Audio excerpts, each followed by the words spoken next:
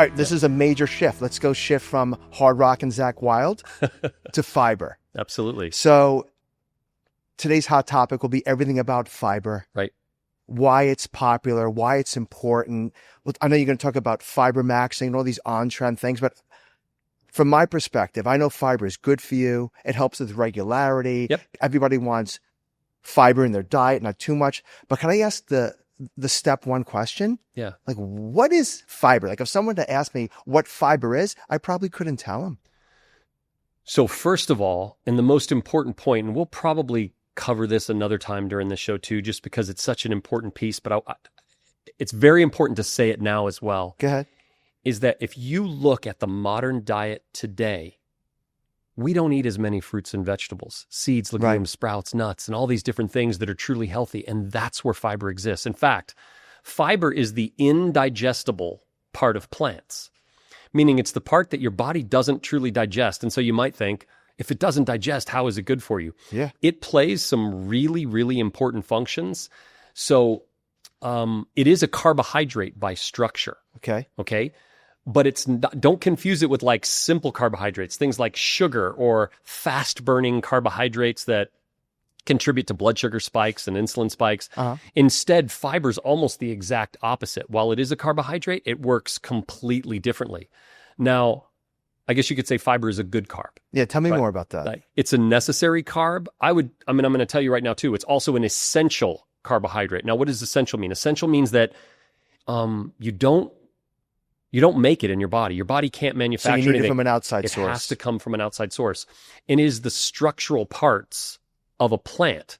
So when you talk about fruits and vegetables not being in a diet, and we're shifting all that diet focus to like things in a box, can, a freezer bag, when we get through with today, you're going to understand why people are sicker and don't feel good. But if you add back fiber, you can improve your health overnight, literally. I mean, you can make yourself feel better.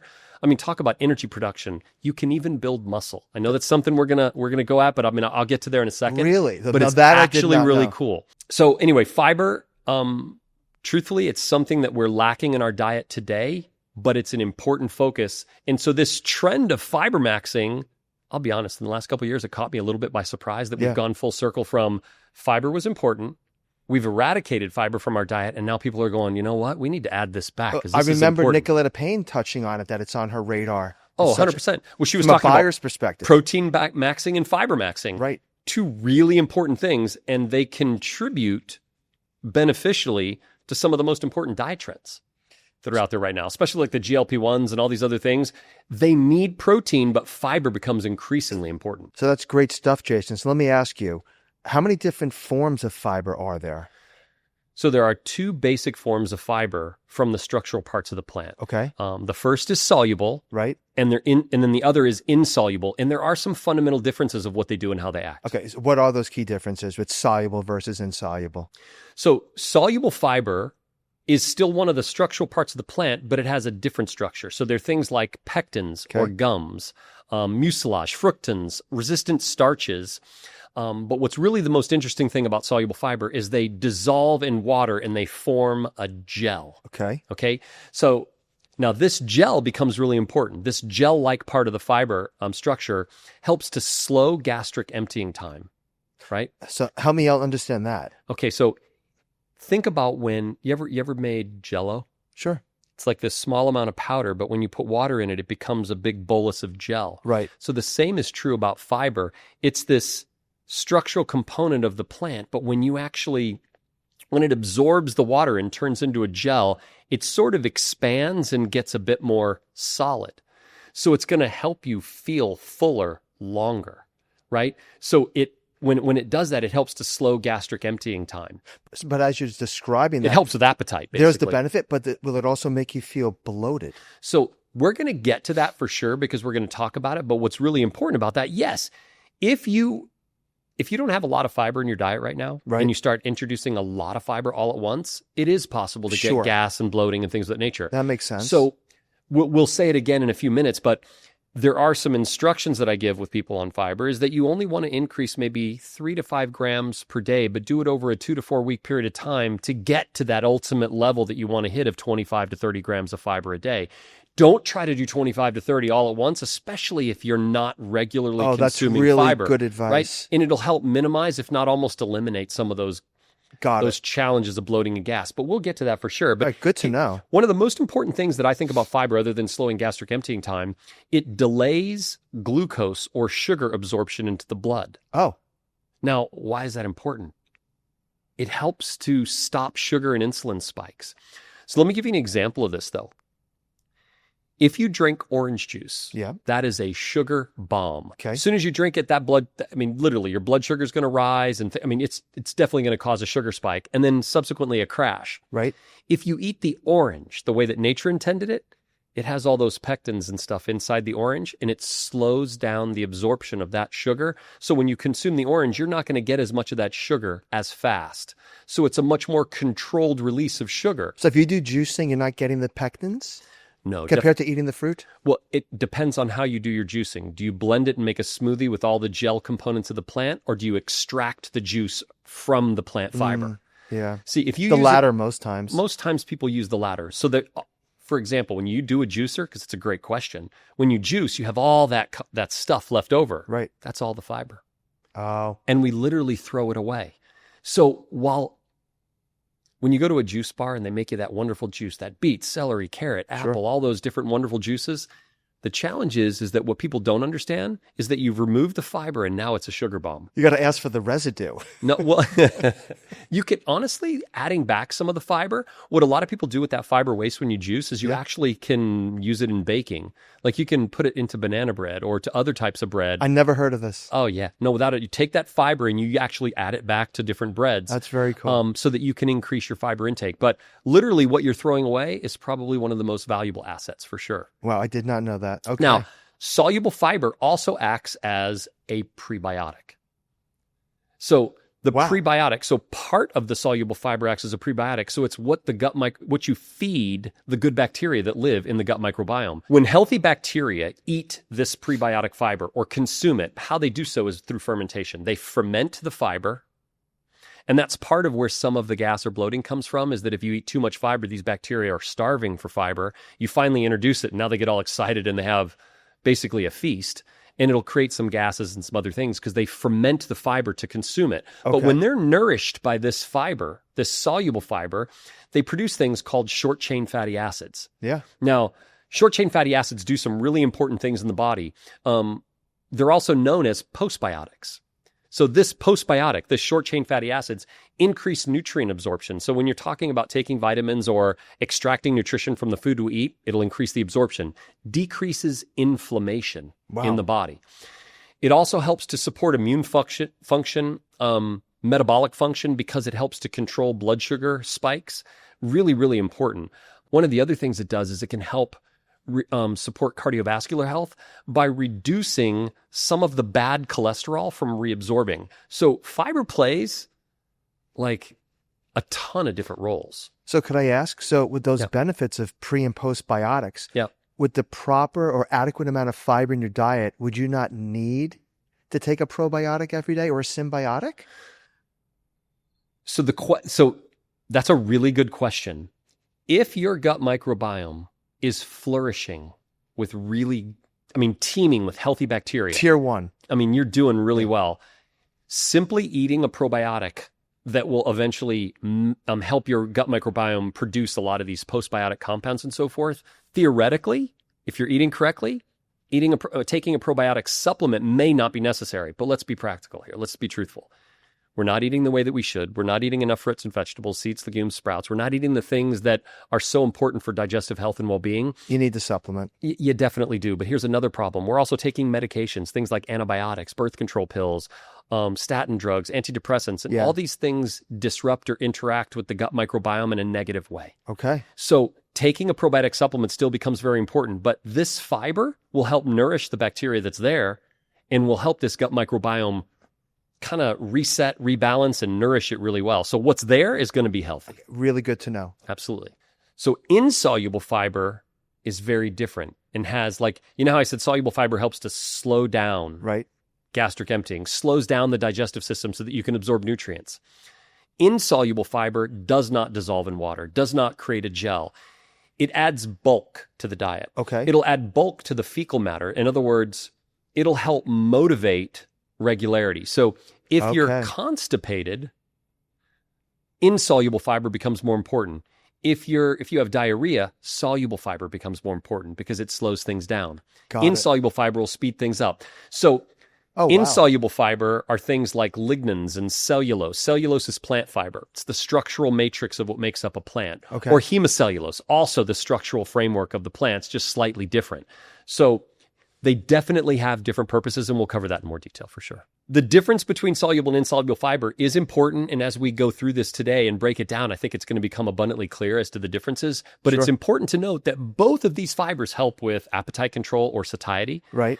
And can be great tools for weight management. They support cardiovascular health and metabolic health, helping to control those sugar spikes. Those are such important needs. Oh, 100%, without a doubt, especially the way society is eating today. Okay, so help me understand more about Fibermaxxing. Right. What is it? Why is it so popular? Okay, so I think that Fibermaxxing as a trend is this full circle acknowledgement that we have screwed up our diet, right?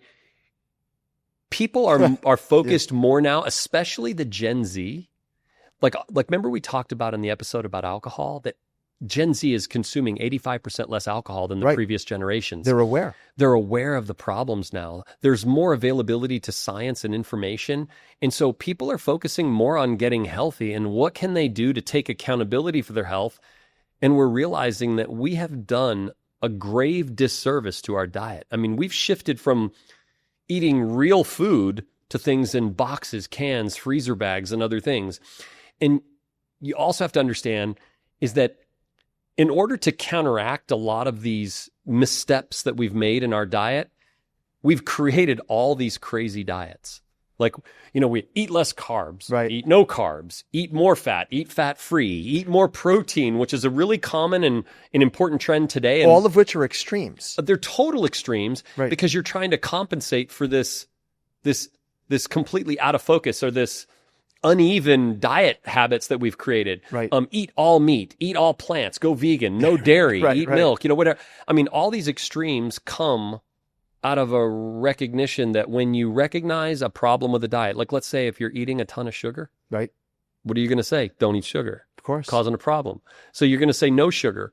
When in fact, if we were eating sugar the right way, as part of fruits and vegetables, with the fiber as part of it, we wouldn't have the sugar spikes because it would be slow to absorb into the body. Yeah. But instead now we refine it, make it like supercharged. As soon as you have it, it hijacks your entire metabolic system. And it actually gives you a trigger in the brain and gives you like that dopamine hit because you feel instantly high on sugar. And all of a sudden now you're addicted to the food. Well, now we're going full circle. So shifting away from these extremes is really important because moderation should be the goal. With all of these extreme diet trends, it made it hard for people to comply with these diets. And so what happened is these food engineers, they went to work. They're like, well, we can solve for that. We're going to bioengineer and create some artificial food that while qualifies with the rules of that particular diet, whether it's fat-free, no sugars, low carb, whatever, it's going to qualify for the rules, but it's highly processed and bioengineered. And the more that we go down this road, the further away from whole food eating that we've got. Like all in the day, Atkins, 100%. Packaged goods, Dude. Right? Well, so if you remember when Atkins diet came out, and I know that the next show we're going to talk about diet trends, and I haven't even talked about that yet, but it's really important to mention this now because I think it's key. Yeah. Is with the Atkins diet, people had a difficult time even adhering to the diet. They're like, well, what do I eat if I can't eat carbs? Because the diet was so focused on processed bioengineered food. So they started creating powders, bars, snacks, and all these things that were artificial and totally, completely loaded us with chemicals. They started introducing more artificial sweeteners, colors, and flavors than ever before. In the freezer section of grocery stores, there was a dedicated set. 100%. Well, if you look at center store, like any grocery store, if you go in the center, what's the one thing that it doesn't need? Refrigeration. It doesn't need refrigeration. Doesn't even need power. All of these foods are in boxes, cans, and freezer bags. They're bioengineered frankenfood. They're not even real food. How about this? If you go and get tomato sauce, what do you think should be in tomato sauce? Tomatoes? Right. But go read Ingredient one? Ingredient one, and maybe the only ingredient, right? It's tomato Some sauce. garlic, onion. Maybe some spices to flavor it. But if you go and read an average pasta sauce or tomato sauce, it's got all kinds of different ingredients, things you can't pronounce, preservatives, all kinds of stabilizer chemicals, thickeners, and all kinds of different things, all to help match the palate of what people expect or what they've grown to expect today. When we get to the point where we're talking about whole food versus all this bioengineered frankenfood, one of my favorite things to share is the fact that the father of medicine, Hippocrates, had a really important phrase that he's well known for. He said, "Let food be thy medicine." I love that. Okay? Yeah. Now, what's really funny about it, though, let's talk about what he didn't say. He didn't say, let a singular isolated chemical compound identified in a laboratory, double-blind, placebo-controlled studied for some weird disease, condition, or otherwise. He didn't say that. It's the best. But that's what we're doing in society today. We've got all these compounds and chemicals and biohacks. It's so true. Dude, we're trying to manipulate the body and push back against biology. And guess what? Biology's going to win. Yeah. We're going to end up with metabolic diseases and things that we can't treat or hard to treat or have to be on medications for the rest of your life. Big Pharma loves it. But I'll tell you what would serve you best is to really take a deep, really intense look at your diet and adjust, because you'll be healthier as a result. I'll give you an example. A long time ago, when Irish sailors would cross the ocean, sailing vessels were by wind, so they would take months. They'd be at sea, and the only foods that they could take on board were things that wouldn't spoil. So they ate a lot of meats, and they did so in the form of confit. So they would store these meats in their own fat because they didn't have refrigeration, so the meats wouldn't spoil. Right. Because taking fruits and vegetables and things of that nature were not possible. They would spoil, expire, and they wouldn't have them. So these Irish sailors, they got the name limey. And so what's kind of funny is some think of it as a derogatory thing. I look at it as the most ultimate compliment, because they did something and figured something out that literally changed the world of sailing. They figured out something that would prevent a disease that had increased mortality associated with it. I mean, people would die of scurvy.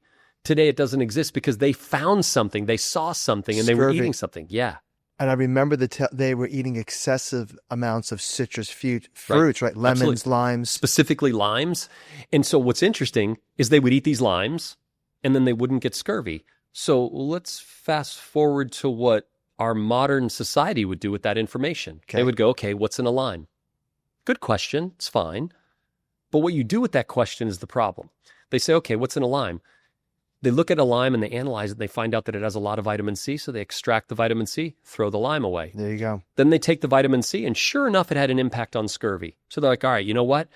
We now want to establish a recommended daily allowance on how much vitamin C you should take so that you don't get scurvy. Researchers then go a little bit further down the road, and they said, you know what else is in a lime? And then they would look and they would find bioflavonoids. Yeah. And then they would find out research that when you add bioflavonoids to vitamin C, it works better. Yes. Then they would say, okay, you know what? Let's look at this a little bit more. That's actually in the skin? It's actually the white pulpy, peely stuff, yeah. Not the outer skin where the pungent compounds are. In fact, that's where they can make some really powerful cleaners. Okay. So you don't want to eat the oils of the outer skin, but the white fleshy stuff that isn't right the on top of the fruit? Yeah, right on top of the fruit. Yeah. That's where the bioflavonoids are. So what the researchers also found out was that there's other flavonoids, things like rutin. Yeah. So then they would go vitamin C plus bioflavonoids plus rutin. That would even be better. Yeah. If you asked a real whole foodie nutritionist, scientists today, they would say, you know what, you should probably skip all that and just eat the lime. So we go full circle. Right. We reduce it to this isolationist theory. We identify these individual compounds. It's the orange example. Dude, it's crazy. Yeah. Why should we do that? We should eat the fruit. Yeah. So my doctoral dissertation was on whole food nutrition. That's why I'm so passionate. Right. So for me, it's all about the whole food, right? It's all about how these foods deliver not only, and forget about fiber just for a second, let's depart. It's all the vitamins, minerals, micronutrients, enzymes, all these things that fruits and vegetables, living fruits and vegetables have that are so, so incredibly important. Okay, so what are the best food sources for adequate amounts of fiber? Okay, so when it comes to soluble fiber, oats are one of the top, but I have a warning about oats. Okay. You want to make sure that don't use quick oats. Don't use quick oats or instant oats. Well, because what they've done is they've refined it down and made it easier for it to swell up and become oatmeal or something of that nature when you heat it up. And as a result, it metabolizes quicker in the body. You digest it or you break it down a little faster and you can get sugar spikes. Oh. So you definitely can get sugar or insulin spikes. So I always tell people as a precaution, be careful with oats, but they are a great source of soluble fiber. Okay. Legumes, things like black beans, lentils, and chickpeas are really good. Fruits like apples with the skin. Don't cut off the skin. It's a really important piece of the puzzle. Avocados, believe it or not. Really? Citrus, bananas. Vegetables like carrots, sweet potatoes, and broccoli, or seeds like chia or flax seeds. Now, when it comes to chia and flax seeds, you want to mill them. If you eat whole chia or flax seeds, they're going to come out the same way they went in. Oh, yeah. So you want to mill them and break them down so that you can access that really important soluble fiber. Oh, now, wow. Okay. For insoluble fiber, whole grains, things like wheat bran or brown rice, or vegetables like cauliflower, green beans, leafy greens, kale, spinach. Yep. Fruits with edible skins like apples or pears. Okay. Nuts and seeds, things like almonds, walnuts, really, really important. Awesome. So I know you touched on before the benefits to gut health, but dive in a little bit more about how fiber is good for digestive health overall. Absolutely. So there are parts of the fiber, as I mentioned earlier, called soluble fiber, and these are known as prebiotics. Prebiotic fiber is this soluble fiber. More importantly, it's the part of the soluble fiber that fuels the gut microbiome or the good bacteria. It kind of feeds them. Right. And so when the bacteria consumes this, it ferments it and uses the fiber as food and creates all sorts of beneficial compounds. As I mentioned before, it's called postbiotics. Right. Now, some of these compounds are known as butyrates, acetates, propionates. They also produce short-chain fatty acids. Yeah, you mentioned now, that. We're going to talk more about short-chain fatty acids specifically, but it's incredibly important. Now, these acids help to nourish the intestines. They do something really special. In fact, they help to strengthen the intestinal lining. There's something out there called leaky gut. Yeah, have you ever heard of that? Of course. Okay. So what's essentially happening is when you lack fiber and the gut microbiome is not in balance, there are these things between the intestinal villi called tight junctions, right? It's kind of the intestinal lining. And when inflammation happens as a result of a diet loaded full of garbage, there can be breaches in this intestinal lining, leading to something called leaky gut. And what that does is allows compounds that should not be in the bloodstream. And your body can produce all kinds of reactions, immunological reactions, and lead even to things like autoimmune response. I was going to say, could leaky gut potentially worsen into Crohn's or colitis? So, yes, definitely. Crohn's and colitis is the result of what happens when all this inflammation is out of control and the body's immune system starts attacking its own cells. Wow. So it's kind of like that link. Not fun. Not everybody is going to deal with that, but a lot of us, because of this modern diet, have some degree potentially of leaky gut. This is why fiber becomes such an important tool. Now, these acids also help boost bacterial diversity because just like anything, when you have an environment, you have all kinds of different diversity in an environment. Well, your gut microbiome is no different. You want all kinds of different forms of bacteria that become important. Now, this diversity of bacteria, these beneficial acids and compounds, help reduce inflammation. They improve digestion. And most importantly, they improve nutrient absorption. So you touched on something earlier that fiber could actually, I don't know if you said, could be anabolic or help with muscle growth. So you piqued my interest. How's that even remotely possible? Yeah, man. Honestly, this is something that I fell in love with because there's actually research that backs this. I mean, really profound research. And they did it specifically on men over 40. I'll explain it in a second. But when we start to go full circle back into a healthy diet and add fiber back, there are some really cool changes that happen with body. Now, published in the National Institute of Health, there's research on adults over 40 that showed and revealed that there is this gut muscle axis. Okay. Now, it revealed something that actually kind of blew me away, but makes total sense when you get right down to it, is because in order to grow muscle, you got to feed muscle. Sure. When we're highly processed, we're losing part of what feeds our body, which our gut microbiome is such an important part of that. So nutrient absorption, things of that nature.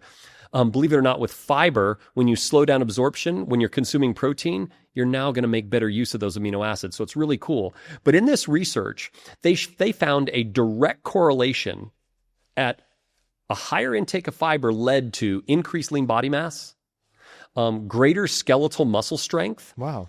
lower risk of age-related muscle decline. In other words, as we get older, there's something called sarcopenia. I know we talked about it in relationship with Yes. GLP-1 and Yes. stuff like that, but as we age, we lose muscle tone.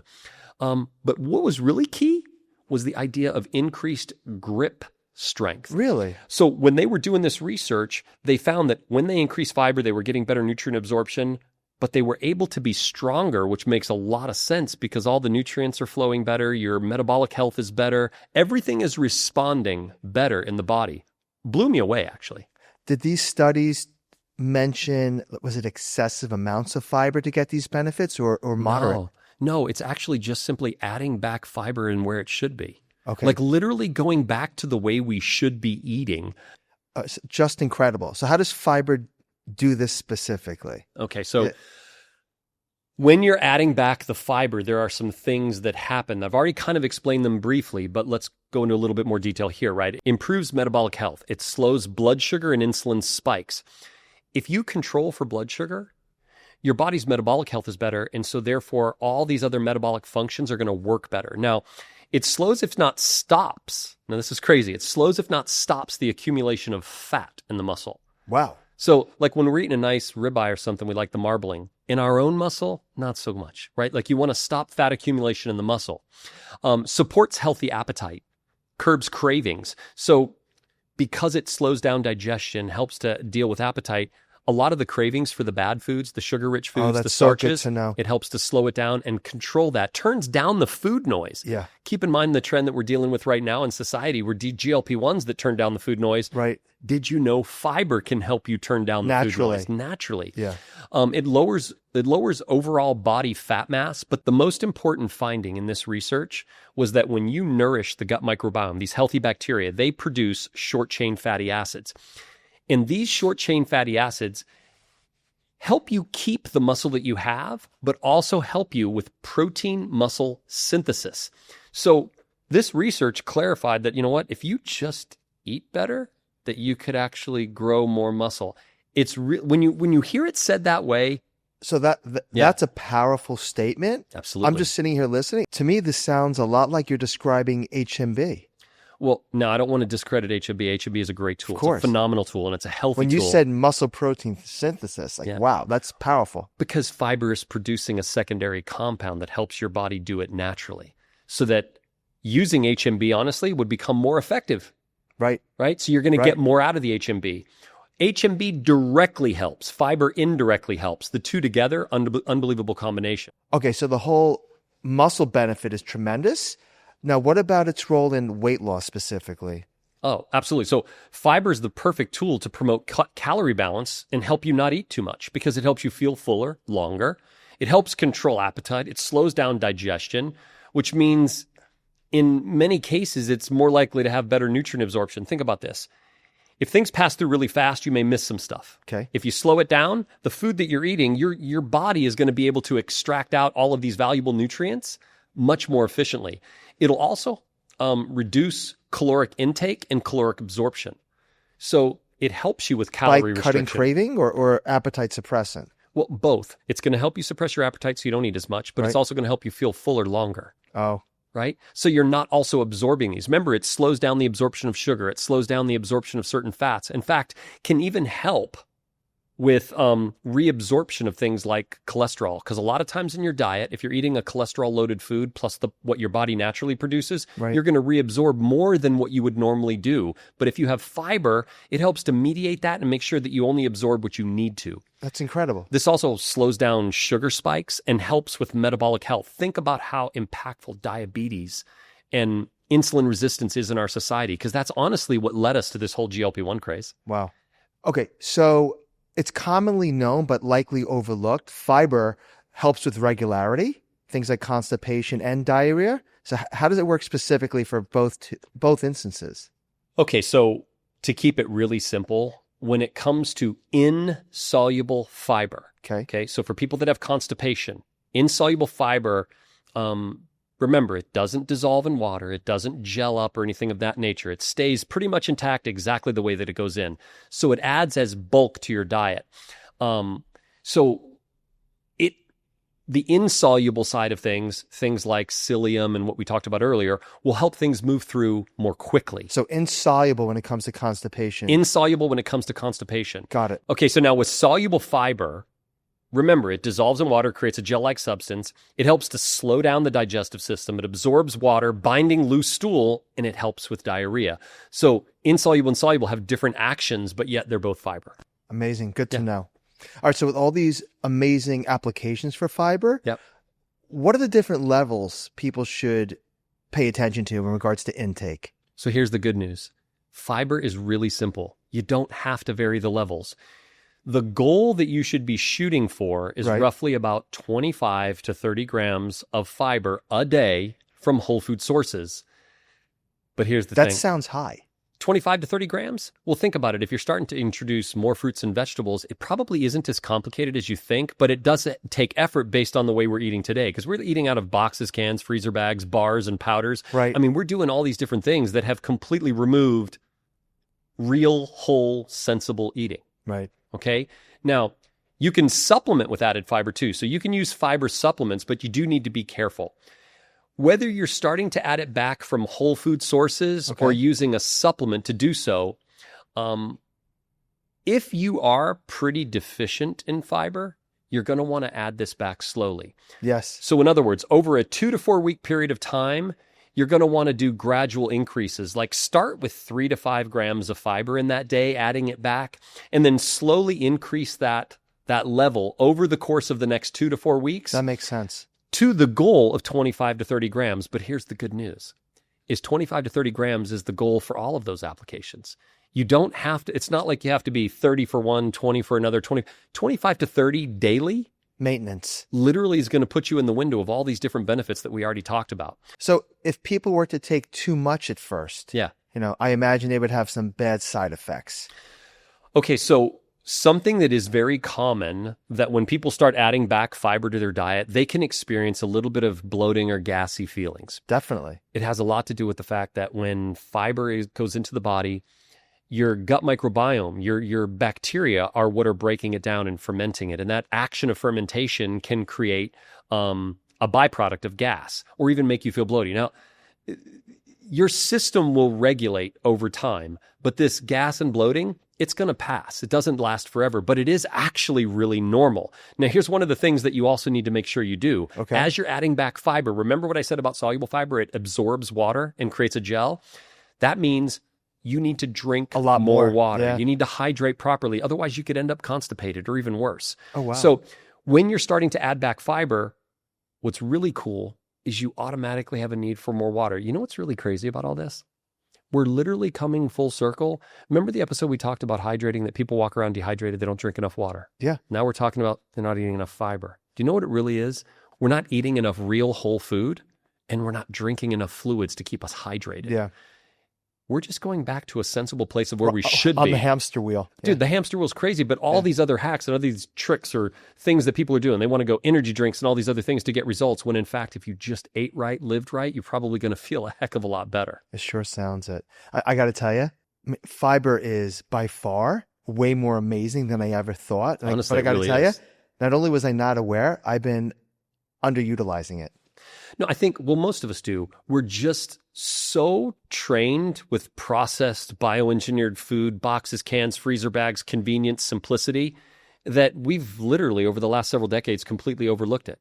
Because we want food to taste good, and fiber sometimes waters down something that would taste good. But imagine if you just ate fresh fruits, vegetables, seeds, legumes, and sprouts. There's some really amazing flavors and wonderful things in whole foods. We have literally gone so far away that we just need to reprioritize it, because if you add back fiber the way it's supposed to, you're going to live longer, be healthier, and feel better. This was so good. I learned a ton. This is what I reach for on the way to the gym. Aonic Build. It's a 3-in-1 muscle support supplement that makes staying consistent way easier. You get creatine for lean muscle support, HMB to help with muscle retention, and beetroot extract to support strength and power. All in one stick. I love that it has 0 added sugar, no artificial colors, and actually tastes refreshing. It just fits into my routine without overthinking it. No mixing multiple supplements, no extra steps. If you're training and want something simple that supports your goals, this is an easy add to your routine. Easy to throw in my bag, easy to stay consistent with. After age 50, you develop anabolic resistance. That means you need more protein to build and maintain muscle. With grass-fed protein from Transparent Labs, I get 28 grams of clean, fast-absorbing protein, rich in amino acids to support muscle protein synthesis. Build and maintain your muscle mass at any age with Transparent Labs.